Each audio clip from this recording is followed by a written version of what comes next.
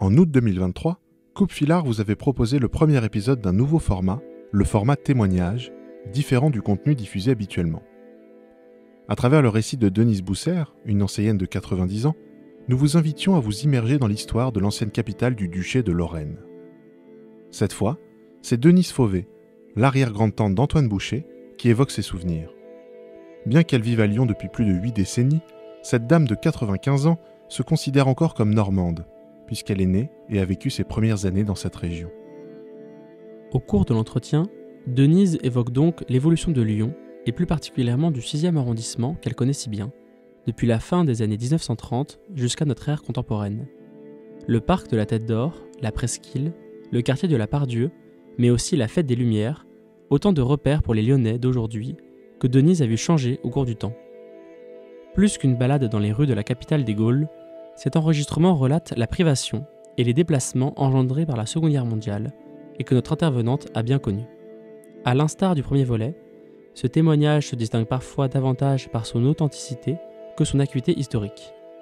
Au vu de l'attachement de Denise pour ses terres natales, c'est en Normandie que s'ouvrira et se terminera cet épisode.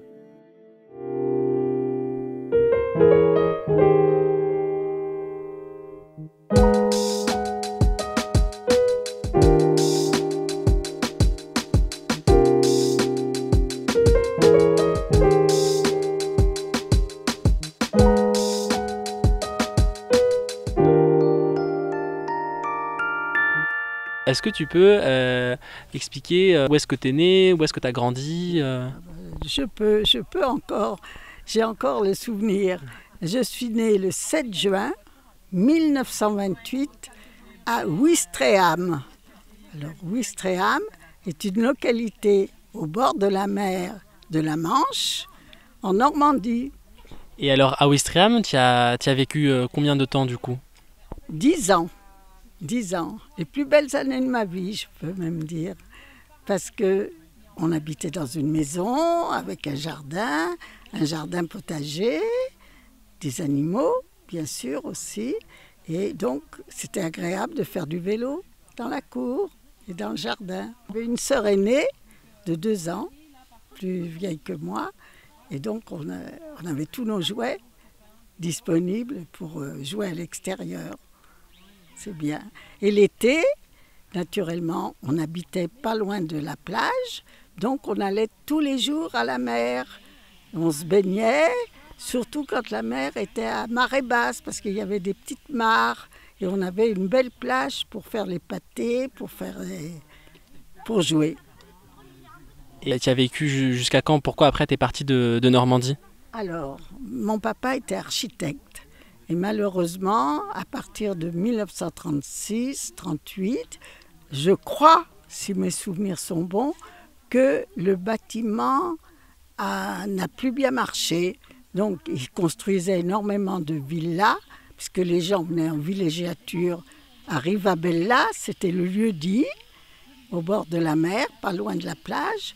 Et après, donc en 1936-1936, malheureusement, il n'a plus eu de travail. Donc, il a été obligé de se réinvestir dans une autre profession. Et c'est ce qu'il a fait, mais qui l'a emmené à Lyon. D'accord, donc tu es parti à Lyon à la fin des années 30. En 1938, non, j'avais 10 ans. Et mon frère est né à notre arrivée à Lyon. Un frère de 10 ans plus jeune que moi. Et pendant la guerre, ton père, il était mobilisé donc ? Comment ça s'est passé ? Il a été mobilisé et pourtant il était père de 3 enfants, donc il n'a pas été mobilisé au début de la guerre. Il a été mobilisé au printemps 1940. Il a été obligé de partir, oui. Et donc il est parti au front à ce moment-là ? Non, il n'était pas au front parce qu'il était père de famille, mais il a fait la débâcle, obligé de partir, et il est allé jusqu'à Foix, dans l'Ariège. Et c'est là qu'il a rendu son fusil et qu'il a été démobilisé.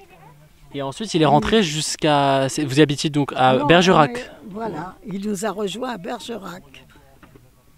D'accord. Et alors Lyon, vous y êtes allé après ? On y est retourné après.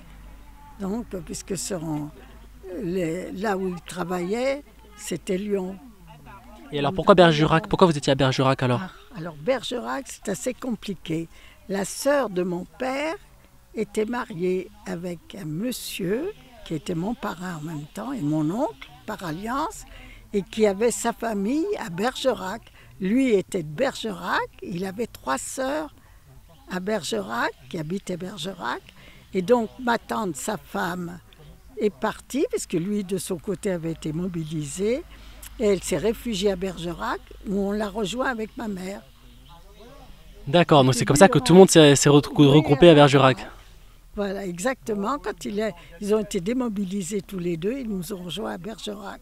Et alors les rutabagas, c'était à ce moment-là alors où vous avez poussé? À partir de ce moment-là, en 40, donc, on a connu vraiment la difficulté à manger, faire des repas. Oui. Et il y avait le marché noir, ça c'est quelque chose qui existait, tu te souviens de ça? Existait à Lyon, oh, bah oui, énormément. Mais nous, du fait de ne pas être lyonnais, on n'avait pas la possibilité d'acheter des bons produits au marché noir. Ah oui. Donc du coup, vous aviez pas pas le heureux. réseau, ça, il fallait avoir les contacts pour comment ça marchait, il fallait connaître les gens. Les Lyonnais, nous on n'était pas lyonnais, donc les gens qui vendaient au marché noir le faisaient avec des personnes qui connaissaient. Oui. Après, peut-être qu'on a pu, du fait d'être à la campagne, on a pu quand même avoir des pommes de terre, du beurre, voilà. Mais ça entre 40 et 44. Oui. Alors à Lyon, tu étais dans quel quartier? On n'habitait pas loin du parc, dans le 6e arrondissement. Mais pendant la guerre, quand la guerre est arrivée, papa a été nommé à Nantes. Donc on a déménagé pour Nantes jusqu'en 1940. Et en 1940, il y avait l'invasion de la France par les Allemands. Donc on est parti de Nantes et on a rejoint papa pas loin de Bordeaux, à Bergerac. D'accord, donc tu as fait du trajet pendant la guerre. Du trajet, oui. Et après, on est retourné à Lyon, vivre à Lyon. Et papa a repris sa profession d'architecte. Et donc, ça veut dire que lors du débarquement, tu n'habitais plus en Normandie, Normandie, mais on écoutait beaucoup parce que le débarquement, j'étais jeune et on était dans la vallée d'Azergues en vacances. Et au mois de juin, le lycée avait fermé à cause des bombardements. Donc on était donc dans ce petit village et j'ai écouté la radio depuis Londres et j'ai su que le débarquement avait eu lieu le 6 juin, la veille de mon anniversaire. Bon. Et alors tu racontes souvent de la guerre, tu racontes souvent tes souvenirs des rutabagas, du rationnement, ce genre de choses. Ça t'a marqué? Est-ce que tu peux un peu en parler? Nous, comme nous n'étions pas lyonnais, nous n'avions pas de connaissances pour acheter des légumes, même des pommes de terre. C'était notre plus grande privation. Et maman avait droit à un quart de litre d'huile et elle en faisait 1 litre complet en mélangeant avec de l'eau chaude. C'était ça mon souvenir, en plus des rutabagas que je n'ai plus jamais remangés, et puis d'autres légumes, non, qui ne m'ont pas laissé un bon souvenir. Voilà. Et le rationnement, tu te souviens jusqu'à quand ça a duré? C'était jusqu'à quelle année? Même après la guerre, parce qu'on avait des cartes, et ces cartes étaient validées. Il fallait lire sur le journal quand on pouvait détacher un ticket pour le lait. Et il y avait plusieurs catégories. Il y avait J1, J2, J3. Notre petit frère avait droit à plus de lait que nous. Et immédiatement, dès que les tickets étaient disponibles sur le journal, maman se précipitait pour acheter tout de suite les produits.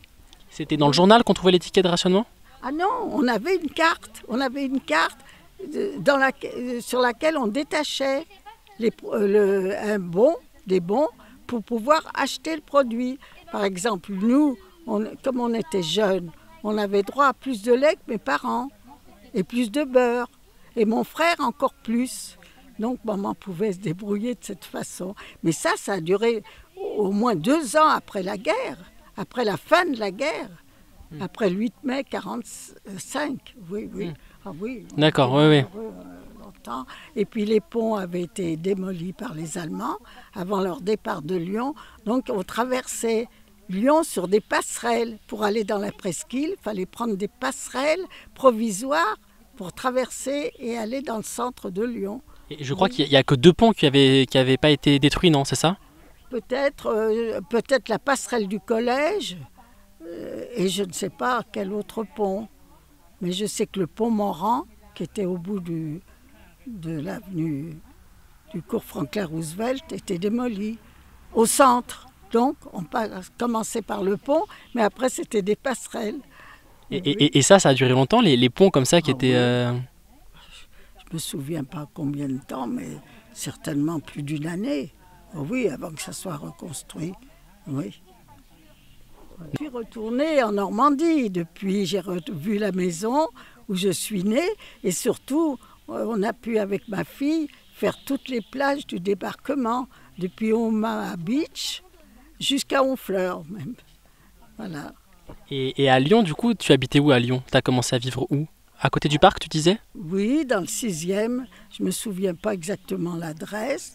Je sais qu'on n'était pas loin du parc, puisqu'on y allait pousser la voiture de mon petit frère qui pleurait jour et nuit, hein, et qui ne voulait pas que sa poussette soit au repos. Oui. Et ça fait combien de temps que tu vis rue Sully maintenant? Eh bien, rue Sully, ça fait 25 ans déjà, voilà, que j'ai déménagé. Oui. Après le parc de la Tête d'Or, tu as vécu où d'abord? Toujours dans le 6e. J'habitais rue du Guesclin, pas loin du boulevard des Belges. Et à cause de circonstances pas malheureuses, mais les circonstances ont fait que je me suis séparée de mon mari. Donc j'ai acheté un appartement plus petit. Et c'est là où tu es arrivé rue Sully alors? Voilà, exactement. Est-ce que tu peux raconter un peu comment c'était le 6e arrondissement quand tu es arrivé à Lyon? Ça a changé, non? Oh, énormément, énormément. Parce qu'il y avait encore, c'était des vieux immeubles d'1 ou 2 étages. Je me souviens d'une épicerie pas loin de chez nous. Les maisons étaient très anciennes et elles ont toutes été démolies. Et par la suite, il y a eu énormément de construction. Parce que nous, à mon mariage, on a habité dans un premier appartement, c'était un immeuble tout neuf. Et ensuite, on a habité dans un appartement plus grand, mais qui était en construction, qu'on a vu construire. Il y avait aussi des ateliers encore, je crois, non? Les Chalessins, une fabrique de meubles, oui, lyonnaise, oui. Et c'était rue du Guesclin, ça, c'était?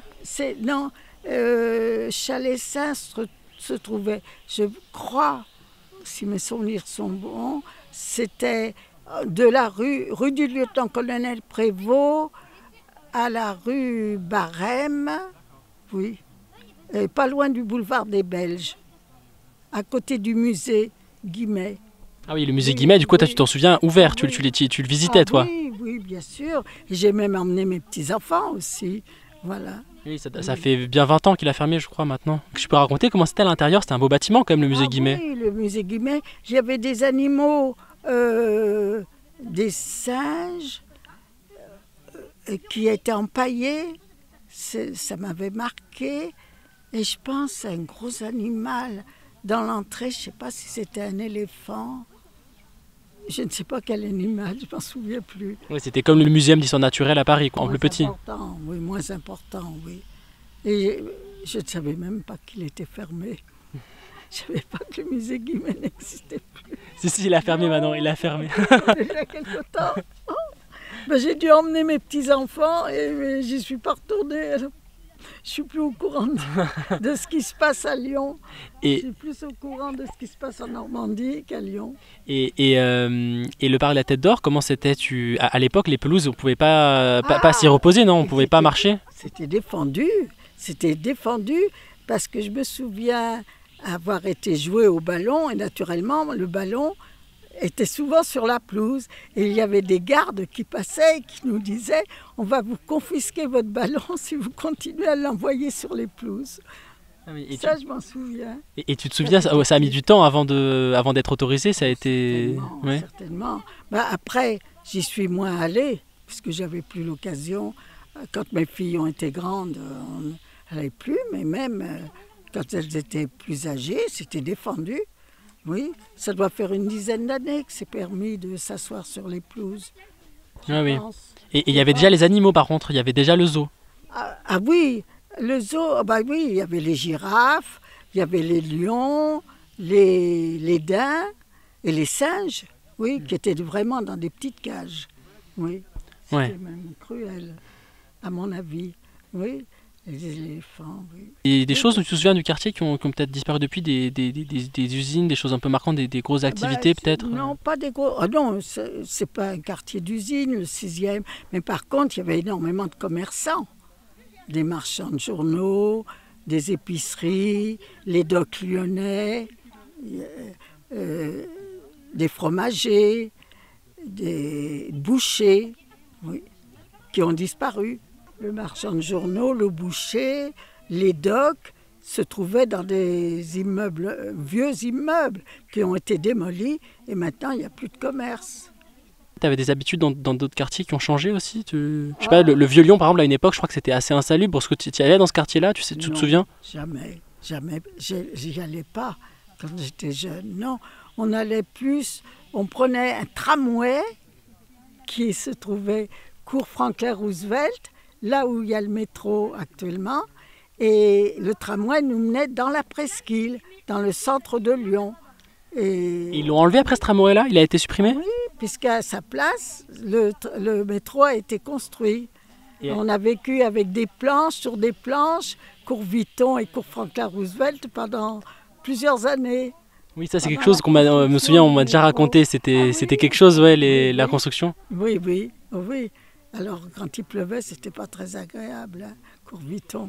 Parce qu'il y avait beaucoup de commerçants aussi, cours Vuitton. Oui, ça a été toute la ligne A, tout le trajet de la ligne Oui, A, oui. quoi, qui a été. Transformé, oui, oui. Qui s'est trouvé tout le quartier. Et le pont, on pouvait toujours y passer parce que je crois que le métro passe dans le pont. Il passe dans le pont Morand, Oui, le métro. il passe Donc on pouvait sous quand le même pont. toujours emprunter le pont. Tu te souviens de ça? Non? Je m'en souviens plus. Non, oui, certainement. Certainement. Mais enfin, le centre où le tramway passait, ça a dû être la même chose. Qu'est-ce qu'il a fallu qu'ils y percent rue de la République, par exemple, ça devait être aussi des planches. Je me souviens pas bien parce qu'il y a quand même un certain nombre d'années. Il y a une époque où il n'y avait plus de tramway à Lyon? Tu te souviens? Parce que tu sais que maintenant il y a Oui, de nouveau oui, un tramway voilà, maintenant à de Lyon. nouveau. En effet, ça m'est arrivé de le prendre. Oui, en effet, il y a peut-être 10 ans, pas plus, je pense, le tramway. Donc pendant longtemps il n'y avait plus de tramway, ils avaient Non. supprimé le tramway. C'était uniquement des bus et c'est tout. Et le métro après, le métro. Le métro, la ligne A. Et après, ils ont construit d'autres lignes. Et les funiculaires, tu les prenais de temps en temps? Oui, pour aller à Fourvière, oui. On prenait un bus, le 27, qui passait rue Duquesne et qui allait jusqu'à Saint-Jean, c'est-à-dire à côté de la cathédrale. Et de là, tu prenais le on prenait funiculaire. Mais ça nous est arrivé 1 ou 2 fois dans l'année, hein, pas plus. Et la fête des Lumières, est-ce que tu te souviens comment c'était à l'époque? Tu te souviens un peu de comment ça a un peu évolué? Est-ce que c'est devenu quelque chose qui attire beaucoup de monde? Oui. Plus laïque. C'était quand même une fête religieuse, donc c'était des bougies sur les bords des fenêtres, des bougies allumées. C'était exclusivement ça. Et après, ça a été plus important. Les gens sont venus plus de l'extérieur de Lyon. Ça s'est transformé. Donc ça veut dire qu'on allait aussi à l'église pour le 8 décembre? C'était aussi quelque chose, ça allait avec? Autrefois, oui, mais c'était uniquement religieux. Et maintenant, c'est devenu, comme tu disais, laïque. Et Donc, il y les avait illuminations, des- les spectacles, ça c'est récent? C'est récent, oui. Oui, c'était comme... Enfin, récent depuis peut-être une dizaine d'années, quand même, au moins. Maintenant, j'y vais plus. Il y a trop de monde. Mais avant c'était quelque chose, toi, qui t'a marqué quand t'es arrivé de Normandie? C'était quelque chose c'était beau à voir? C'était quelque chose qui t'avait impressionné ou pas spécialement? Et non, je peux pas te dire parce que je crois que ça n'existait pas avant la guerre. Je crois pas. Même pas les Non. bougies aux fenêtres? Il n'y avait même pas Ouais, ça? je crois pas. Enfin, nous, comme on n'était pas lyonnaises, ça ne nous a pas marqué. Oui. Non, ça, je m'en souviens plus du tout, à vrai dire. Je sais Et- pas si j'avais 10 ans, je pense pas qu'on allait, je sais pas si ça existait, la fête des Lumières. Bah, je crois que c'est une tradition ancienne, mais peut-être que c'était que religieux, hein. Il y avait Oui, une procession voilà. avant à Fourvière aussi, je sais pas s'ils la font toujours. Non, toi tu... Ouais. Je suis athée, je suis athée. Oui. D'accord. Et aujourd'hui, là, à Lyon, sinon, ça a beaucoup changé. Maintenant, il y a plus de pistes cyclables, de choses comme ça. Est-ce que est-ce que tu te souviens comment c'était avant? Il y a eu, tu te souviens de plus en plus des voitures qui étaient présentes? Eh ben oui, C'était pas comme ça au début? Il y ah avait, non, comment c'était par les exemple, routes? rue Duquesne, c'était une rue qui était très passante, mais où il y avait des arbres. Et il y avait que les voitures se croisaient, mais il y avait pas de passage au milieu de la rue. Oui, c'est une rue importante, mais très belle parce qu'il y avait tous les arbres étaient en bordure sur les trottoirs. La rue D'accord. Duquesne, oui. Les endroits comme la rue Sully, le collège Vendôme, ça, c'est des choses tu te Qui sont souviens, que ça construits s'est construit après, oui? après, oui. Le lycée Edgar. C'est-à-dire que le lycée Edgar Quinet existait et on allait au lycée à partir de la 6e. Ah La oui, 6e d'accord. était au lycée Edgar Quinet. C'est là que je suis allée. Tu as été scolarisé là-bas, toi, Oui, à Edgar au lycée Quinet. Edgar Quinet, oui. Voilà. Et donc jusqu'à la terminale, là, tu as Voilà. fait tout Mais le... la 6e, tout le je l'ai cursus. fait à Nantes, au lycée de Nantes. C'est compliqué. Ah oui, et ensuite, tu Oui, es et arrivé, du après, coup... oui. À partir de 1940, je suis allée au lycée Place Edgar Quinet. Oui. C'était comment Edgar Quinet? C'était déjà un bon lycée? Ça avait une bonne réputation Ah déjà? oui, Parce qu'aujourd'hui, oui. c'est bien... C'est bien coté. Ouais, c'est bien coté, oui, c'est ça. Oui, oui, oui. Oui. À ce moment-là, c'était pas mixte d'abord. Le lycée du Parc était pour les garçons uniquement et le lycée Edgar Quinet pour les filles. Voilà. J'ai pas connu la mixité, moi. Non. Et alors, du coup, vous vous retrouviez où? Les garçons et les filles se retrouvaient dans les cafés à côté? Ou c'était Oh pas non. bien, non? Non, non, les filles fréquentaient pas les cafés, non. Non, on rentrait chez nous. D'accord. Ah oui, Ok. c'était Ouais, différent. c'était une autre époque, ouais. Ah oui, une autre époque, exactement, oui. Et le centre-ville, la place Bellecour, tout ça, t'y allais un petit peu Ah dans oui, au centre-ville? quand j'étais jeune fille, plus quand j'étais plus âgée, oui, ou avec maman. Mais on allait dans les grands magasins, aux Galeries Lafayette, qui se trouvait donc dans la presqu'île à ce moment-là. La Pardieu n'existait pas. Et la Pardieu, quand ça s'est construit, ça a beaucoup délocalisé le centre. Le centre a bougé, du coup, tu dirais, de la presqu'île à la oui, Pardieu? oui, moi je pense parce que j'allais énormément aux Galeries Lafayette, donc après j'ai changé d'endroit et je suis allée à la Pardieu, oui, plus.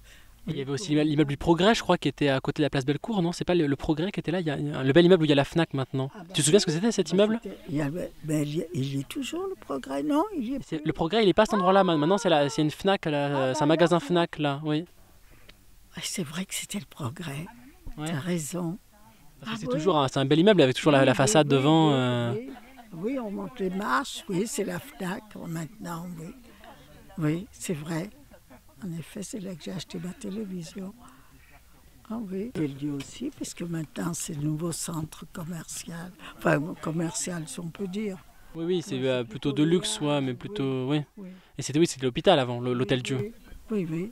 En effet, il y a toujours l'église, je pense. Oui, ils ont gardé l'église. Ils ont gardé l'église à côté, ouais. Ouais, ouais.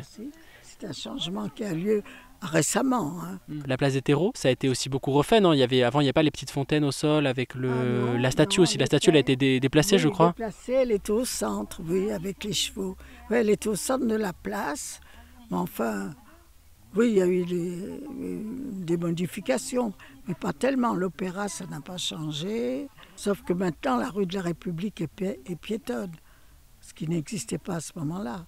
Oui, avant, il y avait les voitures qui passaient. Ouais, voilà, les voitures, le tramway, parce que avant le métro, oui, voilà. Bah, merci. On parlait de la Normandie. Non, pas tant que ça. Des plages où j'allais tous les jours. On allait se baigner, c'était ma grand-mère qui nous emmenait tous les jours. On avait une cabine en location où on mettait nos vêtements, c'était très bien, et nos chaises longues, et voilà. Et ça n'a jamais été envisagé que vous y retourniez en Normandie? Ça n'a jamais été Non, vraiment possible? non, on fait leur vie. Non, moi j'y serais retournée volontiers, mais la maison avait été vendue.